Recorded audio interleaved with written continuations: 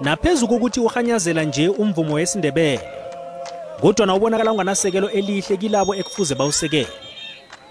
Bayagadangisa khona ukugadangisa, kodwana abanandima. Kukanye kwasikima usomabhizinisi woPumalanga Kapa ophuthuma Nzuzo ukuthi azokhwezela amahlelo okuthuthukisa umvumo wesiNdebele. Naphezu kokuthi angasilo yena ngokwendabuko iNdebele. Nzuzo esele ahlala eVerina kwaNdebele eMpumalanga uchijila nabanye abasekeli ngemali bona basikime babasekele abavumi besintu. Besicela nokubana ethubeni because sizafuna baphakame okanye bathuthukise nabanye abavumi abanye abasesebancinci abasaculayo.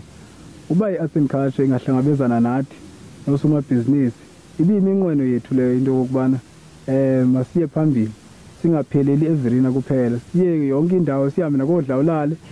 Uthi kunesikhala esikhulu sehlogeko yokuthokoza namavulandlela alime indima kile koro yomvumo wesiNdebele. Omunye wabavumi uhlathulula ngomnyanya ozako lo.